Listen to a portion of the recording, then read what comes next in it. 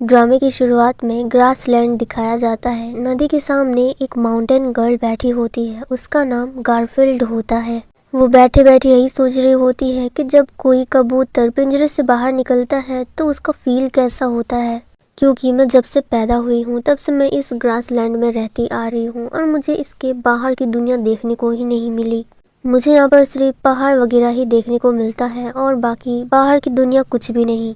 Garfield को हमेशा से ही नई चीज़ें देखना बहुत ही ज़्यादा पसंद है, लेकिन वो कभी भी इस ग्रासलैंड के बाहर नहीं जा सकी। फिर एक दिन हमेशा की तरह गारफील्ड अपने घोड़े को चारा खिलाकर वहाँ से ले जा रही होती है। अब जाते टाइम उसे एक जोर से क्रैश की आवाज़ सुनाई देती है। जब वो आगे चल के देखती है तो वहाँ पर एक गाड़ी क्रैश हुई होती है और उसमें बहुत जोर से धुआं भी निकल रहा होता है, जो देखकर गारफील्ड तो काफ़ी ज़्यादा शॉक्ड होती है। पहले वो सोचती है कि यहाँ पर आखिर गाड़ी लेकर आया कौन होगा, क्योंकि गाड़ी तो बहुत अमीर लोग चलाते हैं और उसे तो शहर में चलाया जाता है, गांव में नहीं।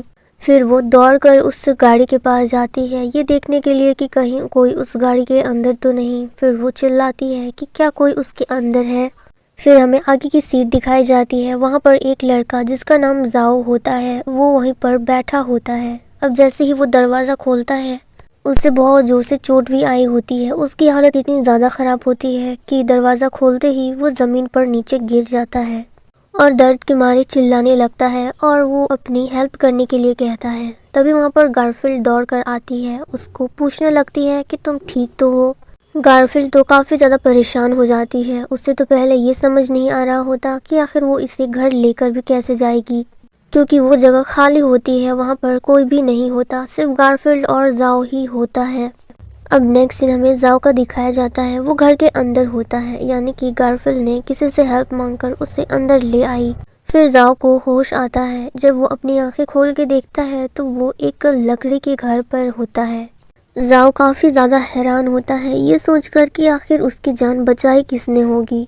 इधर उधर देखने के बाद उससे कोई कहता है कि तुम ठीक तो हो। जब जाओ नज़र उठाकर देखता है तो वहाँ पर एक लड़का खड़ा होता है, उसका नाम नाकिन होता है।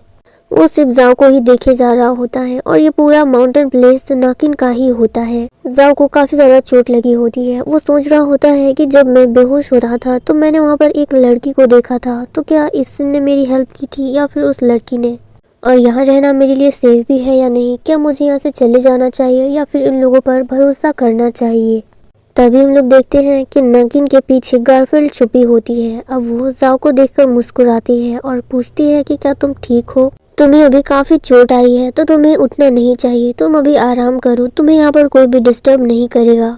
जब जाओ उसकी आवाज़ सुनता है तो उसकी तरफ देखकर कहता है कि इसका मतलब तुम्ही ने मेरी मदद की थी, मुझे पता था कि वो तुम ही हो सकती हो, क्योंकि उस जगह पर तुम्हारे अलावा कोई था ही नहीं, तो भला इसको कैसे पता चला। और इधर दूसरी तरफ गारफील्ड उसे देखकर मुस्कुरा रही होती है और काफ़ी ज़्यादा ब्लश कर रही होती है। जिसके बाद नाकिन जाओ से कहता है कि मुझे तो ये समझ नहीं आ रहा कि तुम इस ग्रासलैंड पर क्या कर रहे हो और तुम अपने साथ उस बॉक्स को क्यों लेकर आए हो, उसमें आखिर क्या चीज़ें हैं।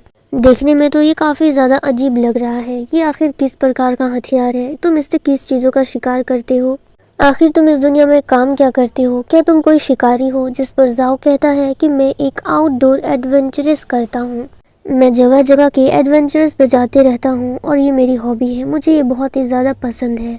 फिर नाकिन कहता है कि तो फिर तुम ग्रासलैंड पर किस तरह का एडवेंचर करने के लिए आए हो, यहाँ पर तो सिर्फ पहाड़ ही पहाड़ है, और अगर तुम्हें एडवेंचर पर जाना ही था तो फिर तुम पहाड़ों की तरफ जाते, गाँव की तरफ क्यों आए। तो गारफील्ड उसे रोक देती है और कहती है कि इसे अभी चोट लगी है, इसे आराम करने दो, ये एक ट्रैवलर है तो तुम इसे परेशान मत करो, ये तो हमारे मेहमान जैसा ही हुआ, ये अभी यहाँ पर अनजान है और ये किसी को जानता भी नहीं, तो हमें ही इसकी हेल्प करनी पड़ेगी ना। जो सब बातें सुनकर जाओ को काफ़ी अच्छा लगता है, वो काफ़ी ज़्यादा इम्प्रेस होता है गारफील्ड से और कहता है कि तुम्हारा बहुत बहुत शुक्रिया, इवन दो तुम मुझे जानती भी नहीं फिर भी मेरी इतनी ज़्यादा हेल्प कर रही हो, कोई किसी अनजान के लिए इतना नहीं करता। जो सब सुनकर गारफील्ड भी खुश होती है और कहती है कि तुम्हें चिंता करने की बिल्कुल भी ज़रूरत नहीं, तुम्हें यहाँ पर कोई भी डिस्टर्ब नहीं करेगा। फिर वो नागिन को कहती है कि तुम भी उसे परेशान नहीं करोगे। फिर वो नागिन को अपने साथ ले जाती है। नागिन कह रहा होता है कि तुम मुझे अभी मत ले जाओ, मुझे इससे और पूछताछ करनी है, मुझे इसके बारे में और जानना है कि ये आखिर आया कहाँ से है और इसका मकसद क्या है। जो सब बातें जाओ काफ़ी गौर से सुन रहा होता है।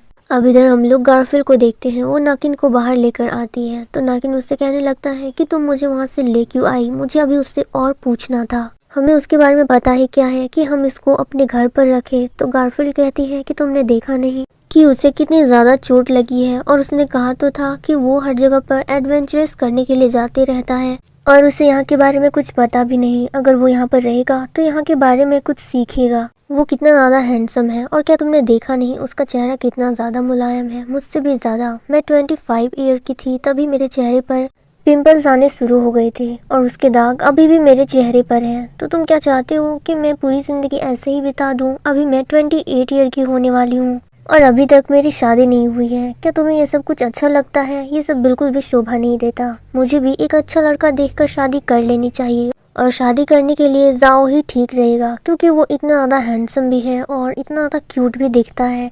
जिस पे नागिन कहता है कि तुम्हें इतना सोचने की ज़रूरत नहीं, जैसे उसकी तबीयत ठीक होगी हम लोग उसे उसके घर वापस भेज देंगे। तो गारफील्ड कहती है कि नहीं, तुम ऐसा नहीं करोगे। जब उसकी तबीयत ठीक होगी तो वो अकेले नहीं बल्कि मैं उसके साथ जाऊंगी। अगर हम दोनों ने शादी कर ली तो मैं उसके साथ ही रहूंगी, उसके साथ सिटी में रहूंगी, जहाँ पर नए नए लोग होंगे, नई नई चीज़ें होगी, और मुझे बहुत कुछ देखने का मौका मिलेगा जो मैंने पहले कभी अपनी ज़िंदगी में नहीं देखा। और उधर जाना कितना अच्छा रहेगा, नई नई चीज़ें देखने को मिलेगी, पहाड़ों से दूर। जो सब बातें सुनकर नकीन को बिल्कुल भी अच्छा नहीं लग रहा होता, क्योंकि नकीन गारफील्ड को बचपन से ही पसंद करते आ रहा है, लेकिन ये बात उसने उससे कभी भी नहीं कही, क्योंकि वो नहीं चाहता कि उन दोनों की फ्रेंडशिप टूटे। अब वो ये सोच रहा होता है कि गारफील्ड अगर सच में सिटी में चली गई तो फिर वो कैसे रह पाएगा, उसका सपना अधूरा रह जाएगा। नकीन को गारफील्ड की बातें सुनकर बहुत ही ज़्यादा बुरा लग रहा होता है, क्योंकि वो बिल्कुल नहीं चाहता कि गारफील्ड सिटी शहर में जाए इस ग्रासलैंड को छोड़कर। और इधर दूसरी तरफ गारफील्ड तो काफ़ी ज़्यादा खुश होती है और कह रही होती है कि जब मैं बातें कर रही हूँ तब मुझे इतना अच्छा लग रहा है, अगर मैं वो सब कुछ देखूंगी, उधर जाऊंगी तो मुझे कैसा फील होगा। वो ये सब कुछ सोच सोच कर ही काफ़ी ज़्यादा खुश हो रही होती है और बहुत ज़्यादा एक्साइटेड होती है। अब नेक्स्ट सीन हमें दिखाया जाता है गारफील्ड जाओ को दवाई पिला रही होती है, क्योंकि जाओ की तबीयत अभी भी ठीक नहीं हुई होती, और गारफील्ड जाओ का बहुत ही अच्छे से ध्यान रख रही होती है। दवाई पीने के बाद वो जाओ को बिल्कुल भी पसंद नहीं आता और कहने लगता है कि ये बहुत ही ज़्यादा कड़वा है, पता नहीं ये किन सब चीज़ों से बना है। तो गारफील्ड उसे कहती है कि तुम इसकी चिंता मत करो, अगर तुम इसे पियोगे तो तुम्हारी तबीयत बहुत ही जल्दी ठीक हो जाओगी, तो बस आंखें बंद करके इसे पी लो। अब नेक्स्ट सीन से गारफील्ड जाओ का बहुत ही अच्छे से ध्यान रखने लगती है, वो दोनों काफ़ी अच्छे फ्रेंड्स बन जाते हैं।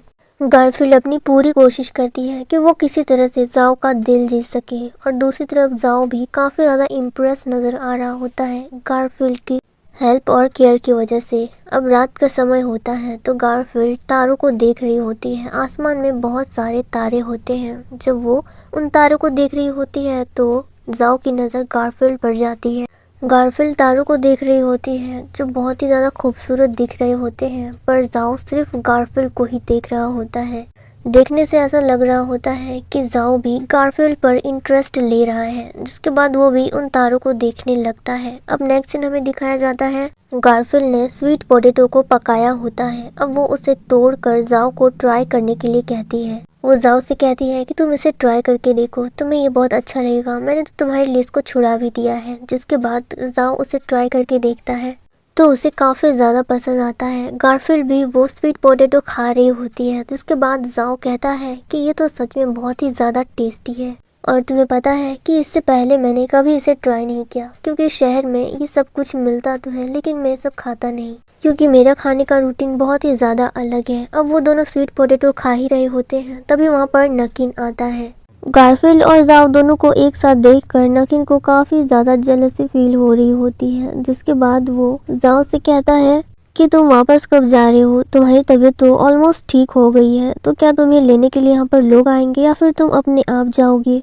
और अगर तुम्हें अभी भी यहाँ से नहीं जाना है तो ग्रासलैंड में रहने के लिए बहुत सारे रूल्स होते हैं जिसे तुम्हें फॉलो करने पड़ेंगे। तुम ग्रासलैंड पर बिना काम किए नहीं रह सकते, तो तुम्हें यहाँ पे रहने के लिए हमारी हेल्प करनी होगी, काम करनी होगी, क्योंकि अब तुम्हारी तबीयत ठीक हो चुकी है और हम लोग सुबह से ही ये काम शुरू कर देंगे तुम्हें सिखाने का। जो बातें सुनकर गारफील्ड एक लुक जाओ को देती है और जाओ भी गारफील्ड की तरफ देखता है तो गारफील्ड स्माइल करती है। वो अपने मन में यही सोच रही होती है कि जाओ आखिर ये सब काम कर भी पाएगा या नहीं, क्योंकि इससे पहले उसने ये सब कभी किया नहीं।